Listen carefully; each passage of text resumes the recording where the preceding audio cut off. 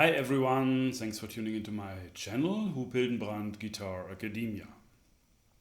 Today we have a sort of lesson where I'm thinking out loud, and the idea is here to get more into this, into understanding the connection of like different music cultures, like Western harmony, Maqam, and Raga.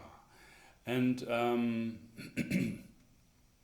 I would say that's actually, if we know how these three cultures are really related, how they work together, and how their concepts are just in a way referring to the same thing.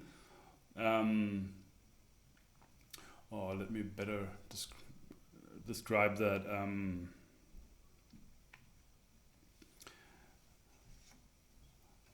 In a way, find more this kind of the place where these different concepts out of from these out of these different cultures, where they actually belong. Yeah, that we can see. Okay, this is a tetrapentachord construction thing, and that works really nice together with a framework also in Western harmony. And then we also have scales in both cultures, and that's also referring to Indian Raga. And this kind of a that we just see how the, you can say, how the puzzle of all these different cultures fit together, how the different parts are fitting together, and how how are the different concepts from different cultures are really related and expressing in a way sometimes almost the same thing, from a different perspective. Okay, so that's something what I think it's very it's very important and very useful and helpful to understand that in a better way. Also, I think when we really understand those three different cultures, how they are related, then most of the other cultures will also get very easily related to that, then, because like either these other cultures are just in a way almost same, as like very related, like Persian music and Maqam music, or Arabic Maqam and Turkish Maqam, and Raga, and I'm sure like some other Asian music, which is linear. I mean, I think these three concepts are in a way quite different, but for that it's actually really surprising how related they actually are, and that's something we want to go into in this lesson. And there's also a PDF which you can download, and this is like a kind of a written form what I'm also saying, but it might contain some more information, some more aspects, which I'm not telling here in this lesson, because I'm more, I try to always, in a way, I try to make this lesson more like an associative thing, that I'm just talking about something because I know I have the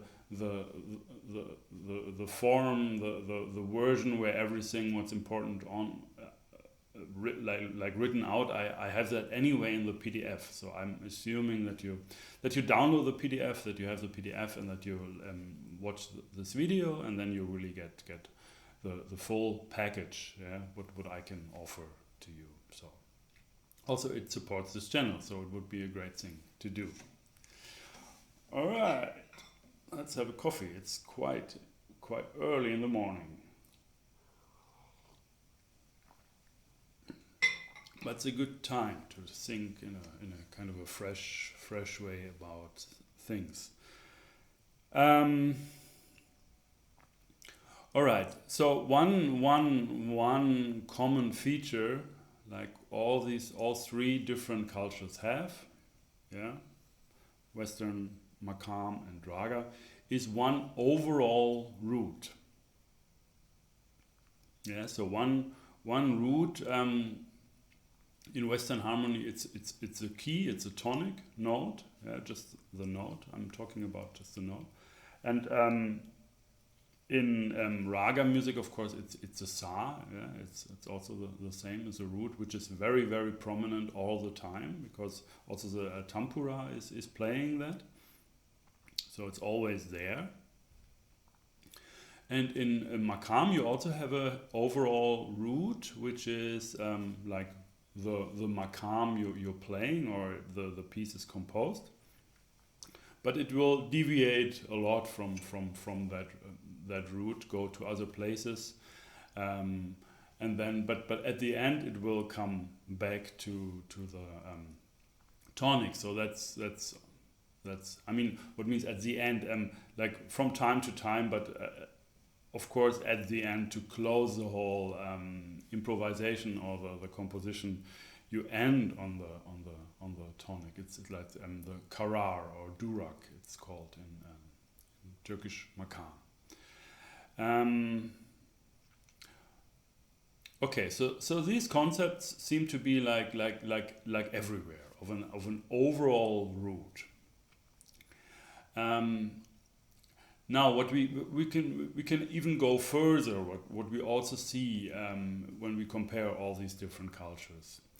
We talked about framework. We talked about framework 1, yeah, where we have like a octave plus a perfect fourth, and then framework 2 was an octave plus a perfect fifth, and then we also I mean, I made it up actually. This framework 3, which has all perfect intervals up and down. I mean, upward, ascending and descending from the root. Yeah? So we have perfect fourths and perfect fifths, and yeah, and that we have from all. I mean, when we take a C, we have at the same time we have a perfect unison, and we can go up or down 1 octave. So we have a C again. Then we can go up a fourth. Then we have a F, and we can go up a perfect fifth, and then we have a G. And we can also go down from C, like a perfect fourth and a perfect fifth, and we also come to G and F. So that's really something very interesting and very important to consider, because it's so closely related to the perfect intervals, to the harmonic series, and the harmonic series is something what is valid all over the whole globe, of course.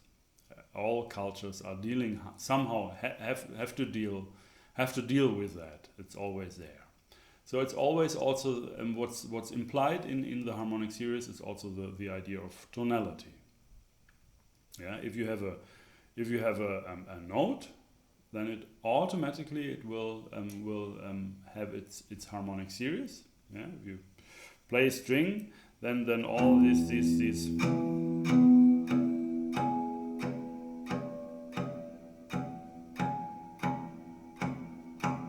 all these notes are, even further, are there, and especially the lower notes are mostly the more stronger notes, especially also on the string. Has to do with the rigidness of the string, also, that the very high overtones tend to get softer and softer, and so, and the low overtones, all overtones, harmonics, all these harmonics will also at the same time confirm the root. Yeah, there's no harmonic which is working against that. I mean, in some ways, yes, but not the low harmonics. Yeah. Anyway, that's a different topic. We also had a lesson on harmonics. We had a lot of lessons, so I will not explain everything possible here. So, I want to go further, actually. So I'm assuming a bit that you also watched many other videos here on this channel to get this, to understand what I'm talking about and why that is so valuable to understand this sort of togetherness of these three different cultures. Okay, so we have So we have a root in all these different cultures, and at the same time there is this tonal framework happening in all these different cultures. And how does it express? The fifth has mostly like it's like really a dominant tone in these different cultures. It's a very important tone, which you really, for example, when you have a raga which doesn't use the perfect fifth, it will be in a sort of category which is a little bit different and more challenging and more more tense, or maybe not so grounded, so strongly rooted in a way, and that also Indian musicians for sure will tell you about that. And when you have the perfect fifths, it's very different. And also this sometimes you also have the concept of having the perfect fourth in the tempura. So either it's like the root and the perfect fifth, or it's a root and the perfect fourth. Occasionally you also have the major seventh. It's also possible, but basically most important note there is a perfect fifth, and then you also have many ragas where the perfect fourth instead of the perfect fifth is used in this drone instrument, which is droning all the time through the performance. So you see that these notes are quite important. Also, when you go to South Indian music, that's also a very interesting thing. You have a lot of like these Melakarta system of scales. You have 72 different scales, and they are sometimes very weird scales. It's a very kind of systematic approach of finding all combinations of scales with certain rules. But the interesting thing is that you will never touch the root and the perfect fourth, perfect fifths. So sa and pa, the root and the perfect fifths, are always there, and of course never altered. Yeah, the perfect fifth must be always in all the scales. It is there and never altered. Only tone besides the root, which get treated that way. Another idea you have in Indian classical music is the idea of tetrachords of Uttarang and Purvang, like the lower and the upper tetrachord. So there's also this idea of dividing somehow the whole scale into two regions, and you say like tetrachords, and that is also interesting that you do that. So it's really it's also one other thing is also that pa, the fifth has no shrutis, so it's always, the intonation is always straight to the harmonic series. All right, when you go to the Turkish Maqam music, Turkish classical music, this framework 1, 2, 3 becomes very important, very prominent, because that's really these are really the building blocks of the composition's maqams. The first thing what you have in most of the maqams, at least in the basic maqams, is you have a fourth or perfect fifth. And on the root and the perfect fourth or the perfect fifth, you build a penta or tetrachord. And by constructing a scale in that way, automatically these the roots of each tetra and pentachord becomes very, very important and gets like a kind of a temporary root too. So for example, you have a minor pentachord, or bousselique also. And then your B here, the perfect fifths of E minor, is extremely strong, powerful. It's also called güçlü, the dominant note. Not necessarily the fifths of the Maqam, but very often the fifths. But it's just called güçlü. Güçlü just means translated dominant tone. Okay, so and from that note you have another tetrachord, Phrygian Kurdi chord, and that way, having that tetrachord, you reach the octave. So your framework is really that. And in Turkish Maqam music, your framework is mostly that or that, where the perfect fourth becomes like güçlü, very important. So that's framework 2. Yeah, and there are also others, but like the basic ones, they all have that kind of a construction, and that these frameworks, they are very, very prominent in Turkish music, Turkish classical music, in Maqam. You really think, you are really thinking like these kind of units all the time. Like either you're dealing with a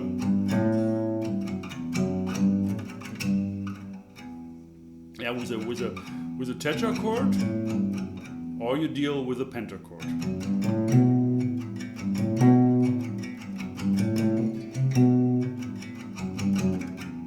Yeah, and that's really, these are the building blocks, the kind of plateaus. You also will change to different plateaus later, but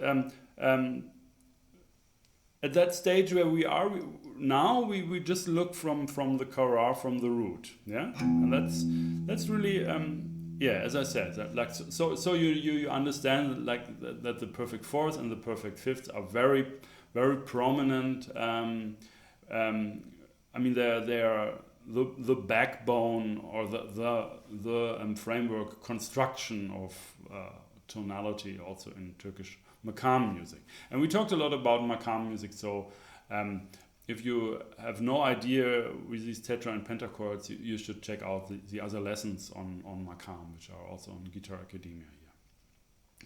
Okay, how about Western harmony? There it's very straightforward actually. In Western harmony the root, so the tonic, and then we have on the 4th degree the subdominant, and on the 5th degree the dominant.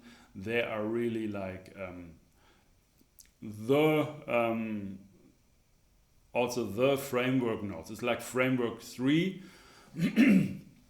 Framework 3 all the time. What you're dealing when you play a piece in Western classical music. Yeah, then these are the main, also called main functions, and the other like chords which are built on other degrees, they are just in a way like they are substitutes for those functions. So these functions, they are the strongest, and that's already implied in the notes themselves. So without having any chords, you just have this root, and you have the fourth and the perfect fifth, and everything is there. What like the functions are. I mean, like E is a resolution, is really the tonic. It's there. The piece would end. Then the the fourth brings it away. This is like distancing from E, and also it's confirmed by E, because this makes also a perfect fifth, or perfect fourth in this case, to confirm A as a new root. But then A is very, very close to B, and it will just, you say also, it will prepare the dominant, and the B, the dominant, has this very strong tonal gravitation tendency to resolve back to the tonic pitch, because it's a perfect fifth here. Yeah? It's partial as 3 to partial 2 of the harmonic series. Yeah? And then later on you build chords on that, right? But actually, when you have just the notes, remember the harmonic series. The harmonic series makes major chords anyway out of those 3 chords. So if you have a note, then harmonic series is creating a major chord. Yeah? The whole harmonic series is created, of course, but the most strong feature of that, the lower 6 partials, they really form a major chord. So if you do that, or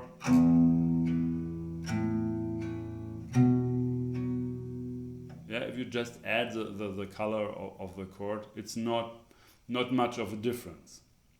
And later on, when we go to minor, it's just we change the color, but we do not really change the whole thing. It stays then in E minor and with different other colors, which are more variations, so to speak. Like the major third is a variation of the minor third and vice versa. We talked about that. It's also a concept of Paul Hindemith, and we talked about that quite a lot. So I'm assuming that you believe me. All right.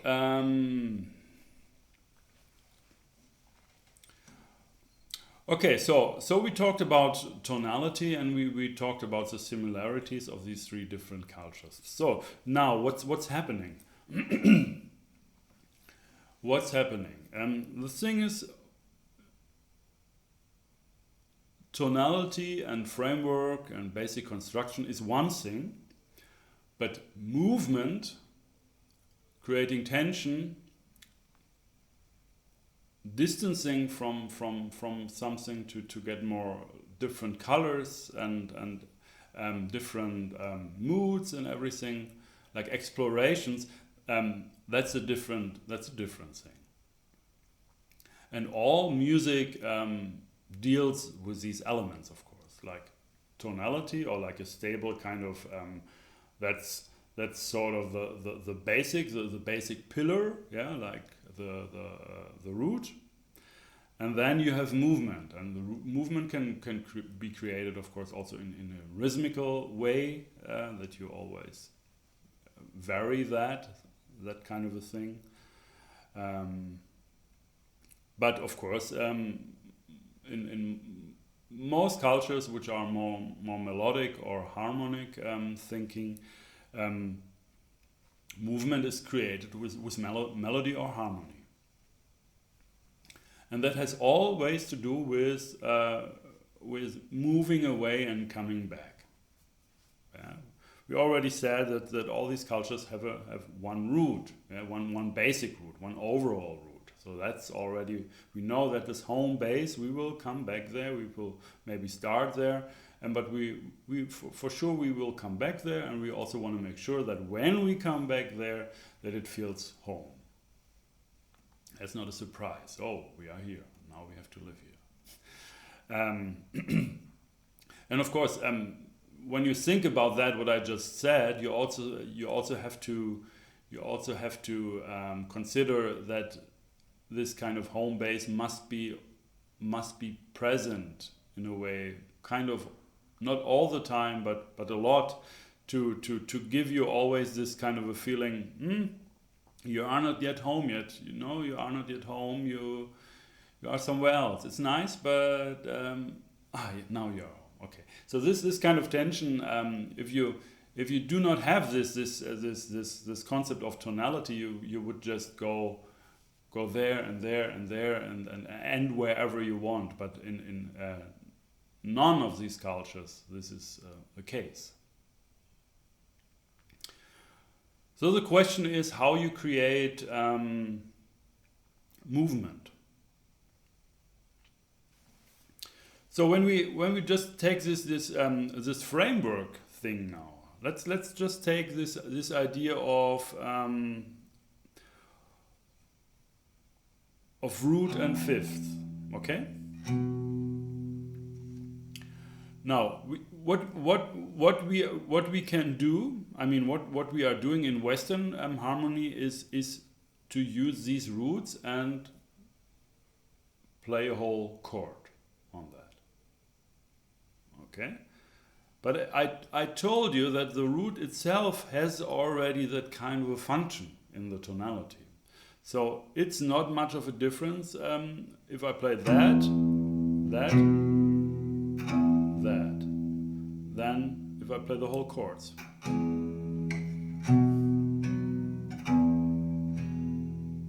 Yeah, in Turkish Maqam music, I would think as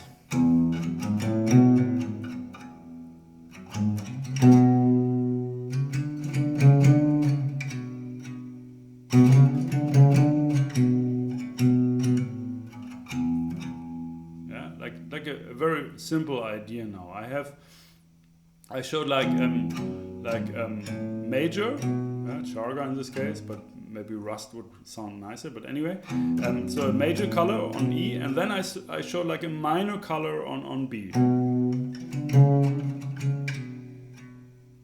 Yeah, why not? I can do that. It's I can also show a major color. And then go, yeah. So this idea also is actually basically the same. You have like one root, this is a karar, and this is called the güçlü. Yeah, the güçlü is a dominant note. It's like a framework note, and I in a way I take that note as a kind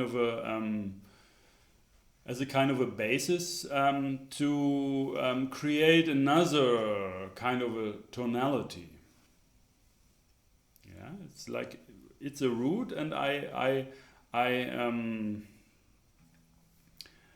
use my other scale. I create more like a scale field. I go steps from that güçlü, from that root, and by doing that I create a kind of a scale which where my notes are all related to B now.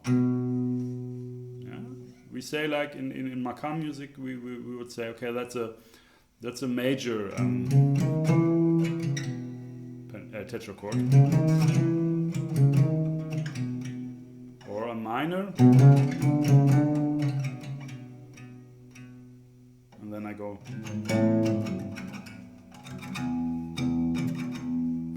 Yeah, so go back to E. So that's very, very similar to the Western harmony, right? And also these functions which are used here is like B major or B minor. Both is possible also in Western harmony. I can have the dominant chord, and this would be like in E minor, also possible, like as a kind of a melodic minor thing. I could have a minor version here, like a minor dominant. This is also kind of a possible thing. So the thing is, when you deal with these different tetra pentachords in Turkish Maqam music, you can also think about how they would function in Western harmony. Yeah, because you go to different roots, like güçlü or asmar karar, like you show different roots where you also create a sort of scale or scale excerpt, and there you always can think of, okay, what's the function of that? Yeah, if you are so that's I'm just trying to make really clear now that like Western harmony and Turkish Maqam, they are very, very, very much related, because we always deal with a sort of like, you can say, like root progressions. Yeah. In Western harmony we really sing chords, and we have this root, and always create this kind of a triad on that root, but the root always functions like temporary as a kind of a root. Yeah, not the root of the piece, but like the root of the chord, of these individual chords which are not tonic. yeah, or can also be tonic, of course. And in the Turkish Maqam music, you also have these roots, but you do not really sing triad constructed on those roots, güçlü or asma karar, like a temporary roots, but you build scales. And normally you don't sing whole scales, but you sing like excerpts of tetra and pentachords. Now when you sing pentachords, it's in a way very, very connected to the Western idea of triads. Because in a pentachord you have the first, the third and the fifth degree, and then you have these scale-wise notes in between. But it's that maybe already goes a little bit too far, because the pentachord, and also there's also the tetrachord, of course, where the outside notes, the root and the fourth becomes extremely important. This would in a way like a little bit destroy the tonality. I mean the idea of having a triad there, because the fourth would really work against the third if you put like the tetrachord and a triad in root position like together. Yeah, there would be like some fight. Yeah, it would not really work together so well. You can say, okay, it's an inversion, and that's also something sometimes what's happening in these maqams, that actually when you have a tetrachord, also like the it's the same in ragas actually. When the fourth is very important in a raga, then the tendency is that you hear that fourth as your root, like a weaker root. But that's when you play that a lot, you always go back to the real root. Then you get more and more. You get used to this idea that this is not the fourth is not the perfect fourth, is not the root. But it takes some time. I also spoke to Indian classical musicians, and they confirmed that actually, that they said these ragas which have a very strong ma, for example, when you have the tampura tuned to sa and ma, so to the root and fourth, perfect fourth, then the ma gets a little bit this sa, the root quality. Yeah, and that's of course, I mean, it would be strange if that would be not the case, because that's just the harmonic series, and that's the backbone of the whole tonal system. And when you have a perfect fourth, it always has this tendency is always implied that the top note is or the upper note is becoming or getting some sort of gravitational force there. I mean, like that's the lower note wants to gravitate to the upper note.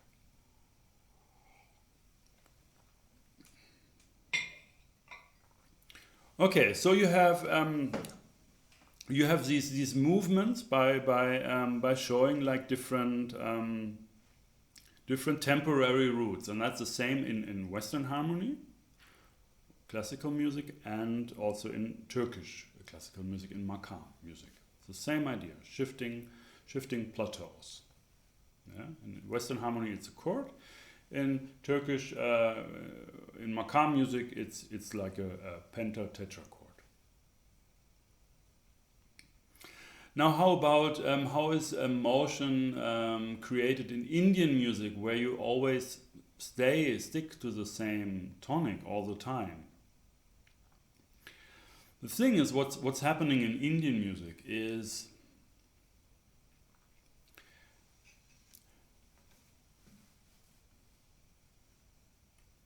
let's take like what's very normal and frequently happening is that you really have a raga which just uses straight like a heptatonic, like a 7-note scale.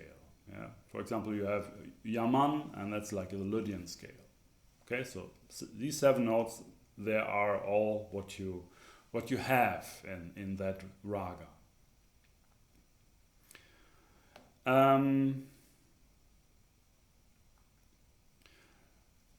now what's happening there is that you have much more time to go into the scale, to really go into that. And that's really also the idea very much to Indian Raga music, also this alap movement. You have a lot of time and you have a lot of rules and things to consider when playing a raga. It gets very, very specific, but it's all about scale. It's all about melody, and it's all about scale. And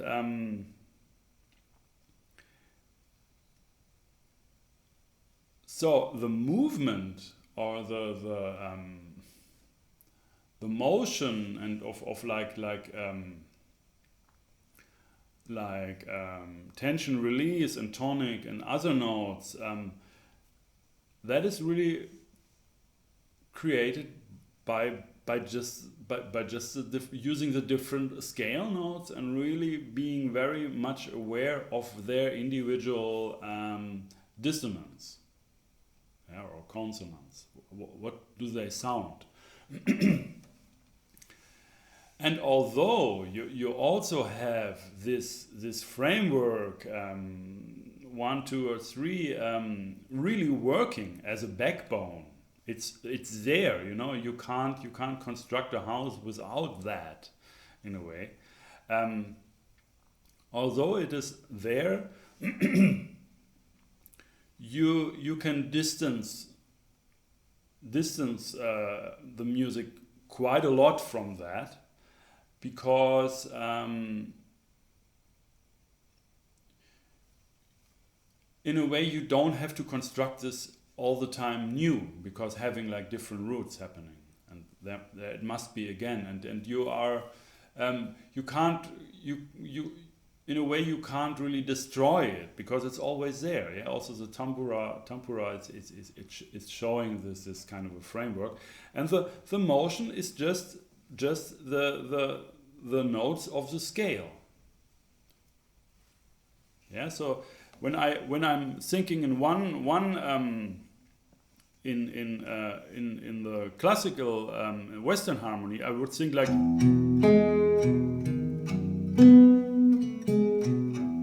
yeah, that was tonic, dominant, tonic, very quick, tuk tuk tuk. So the roots were.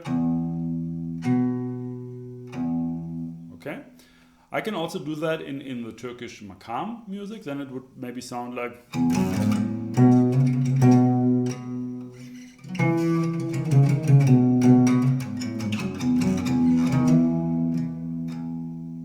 Yeah, like that. It would be in a way the same thing.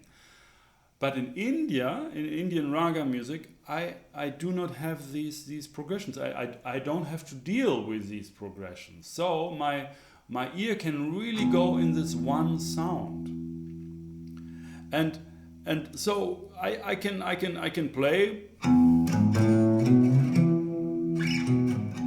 I can play a triad, yeah.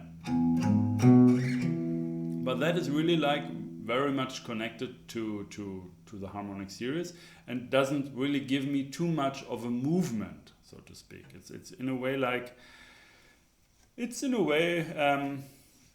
Just confirming the tonality. It's staying tonic all the time. Now, but I can of course create a lot of tension and motion by going to other notes.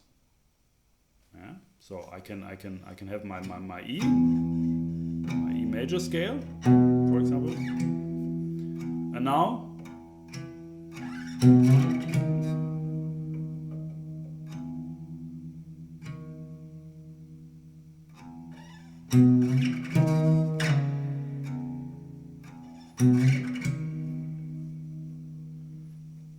So I'm playing the major sevenths, and that's my note now. That's my pitch. It's still very, very much connected with you can connect that with chords. You know, you can apply. You can think about that as okay. That's a kind of a dominant thing. That's a major third of the dominant. Yeah, for example, it's possible. Yeah, to think like that. To try to if you go on any note of the raga scale, you can, I mean, you can also find chords which work very well there. But the idea is not really, it's not really that. The idea is really that the notes themselves create that that mood. So the intervals in relation to the tonic, or also in relation to each other in a way. But this idea to really go there, and then maybe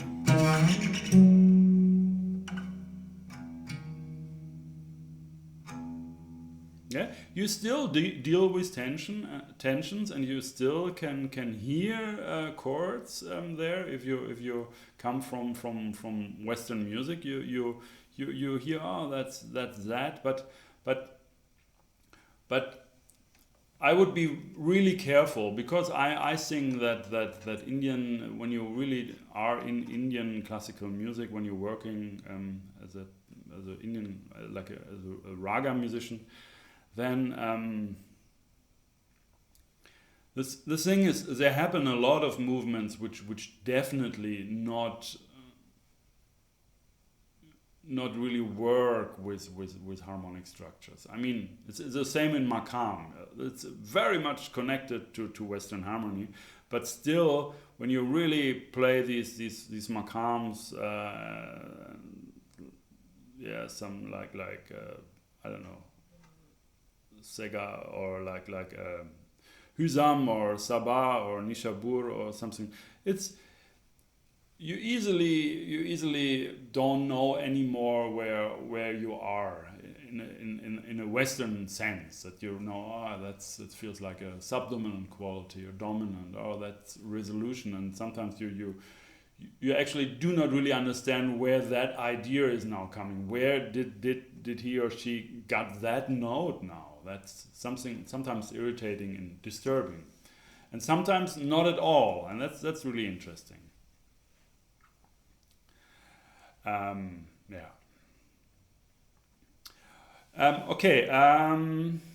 Let's go on. Now,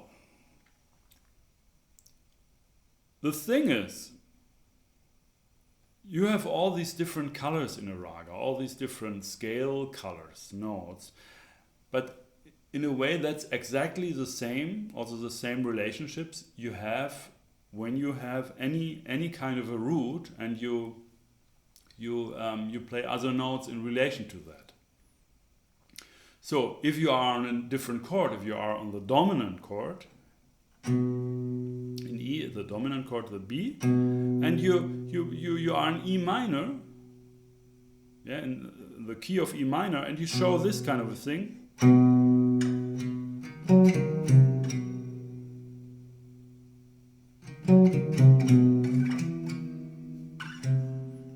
then that is really associating the Bhairav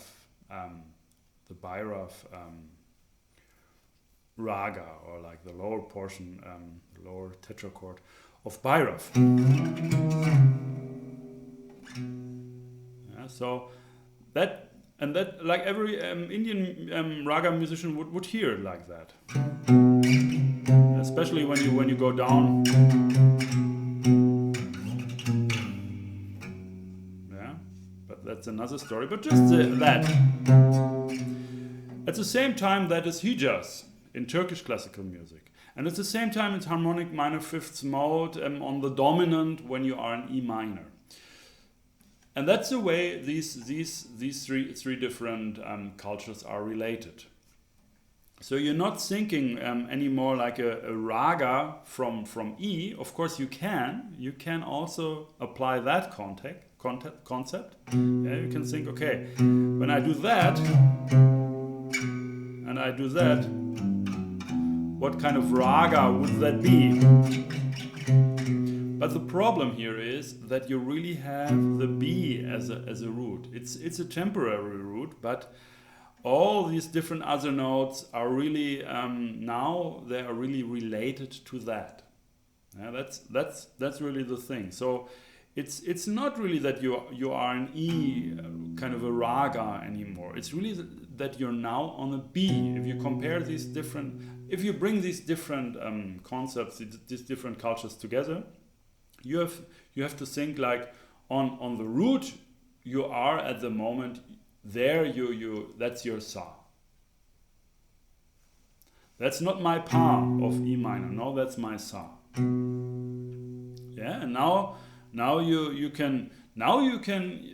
the whole thing can unfold from that note. Yeah. Also, when you have chords, I mean, you think about adding the B flat, the flat 9 to the dominant 7th chord to create a sort of tension, and that implies that the C, the flat 9, really sounds as a flat 9.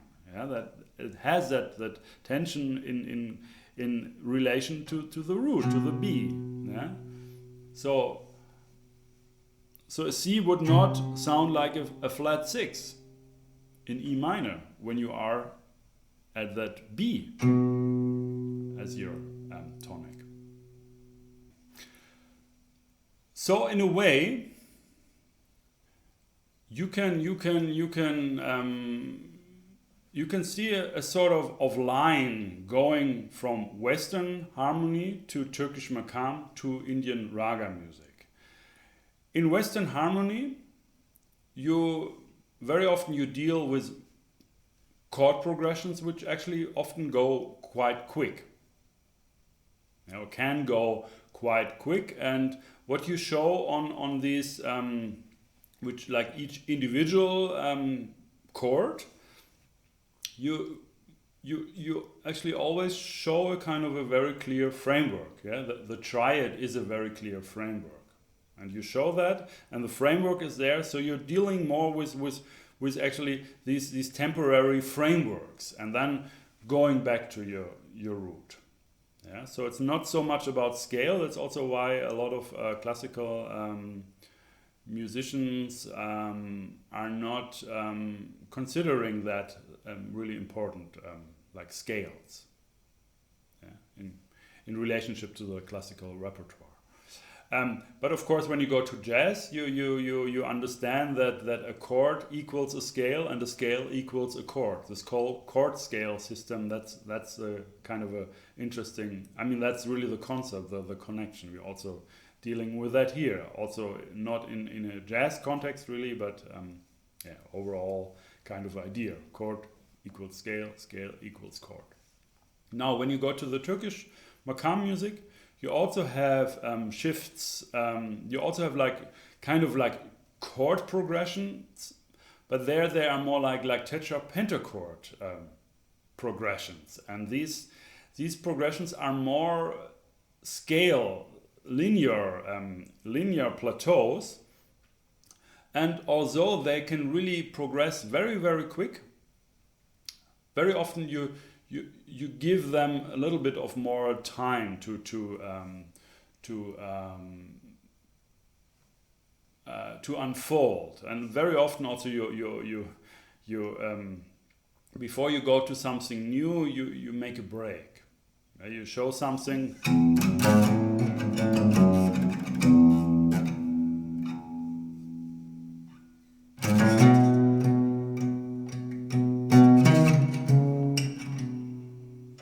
So break, and then I went to the B rust kind of, or charga, to dominant kind of a thing. Okay, so you are more thinking linear, but you still like in Western harmony you have changes, but not changes of triads, basic triads, tertian harmony, but tetrapentachords. Yeah, and you have a little bit more time to unfold that in a linear way. And then you have raga, and raga just is about one scale. It's not thinking chord progressions, although there are chord progressions, of course, implied.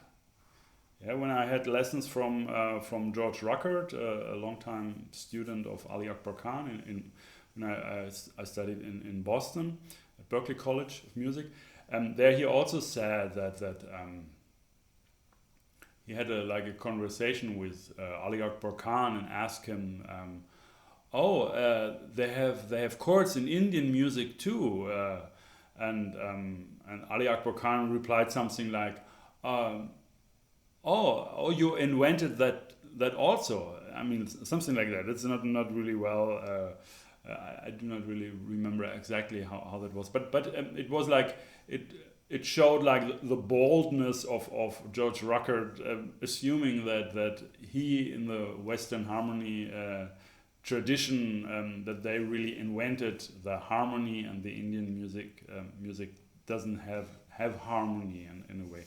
And Ali Akbar Khan really said, no, of course there is harmony, and there are also chords. I mean, you can hear when a melody shifts more to a subdominant field, but it's always very directly related to the root. Yeah, that's very important. So the root is really like your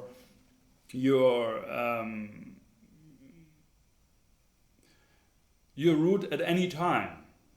Yeah. So, but because you don't have these changes, you don't change your sa, never. Because of that, you go much more deep into the scale, and you have the full scale. You don't have just a tetra and pentachord. You show the full scale, and then you even go further and start to alter some notes sometimes. Yeah, to go different, the way up and then down, and that's only possible because you always have this sa, this root all the time there. So it's you go so deep into that, so that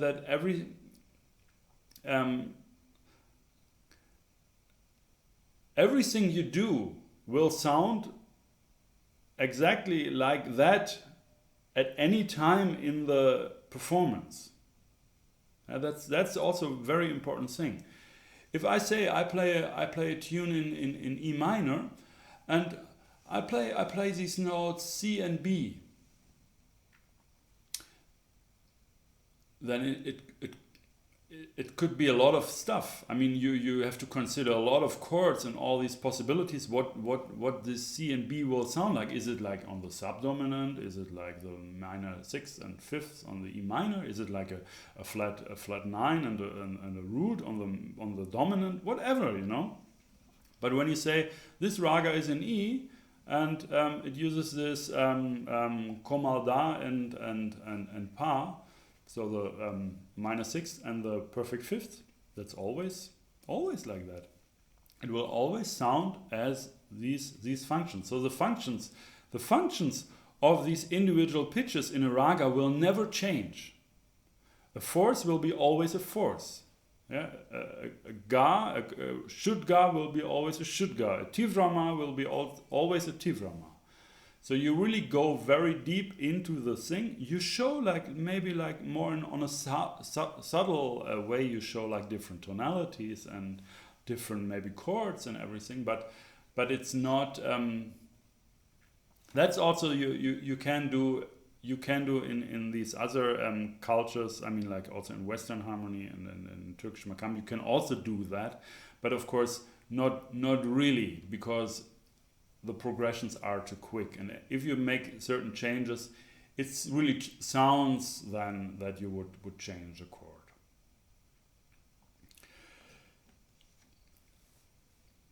So from Indian classical music, you can learn a lot about scales, to really go deep into that, and to really check out also more distant functions, because you really sometimes really dwell on certain functions which are in relation to the root, like you would consider them as tensions or as non-harmonic tones in Western harmony. Yeah, so you learn about those sounds and qualities, and how the certain melodic movements you would never come up. You would never have this idea to go that kind of melodic movement when you think more in the Western sense. Yeah, just jumping, going in Yaman.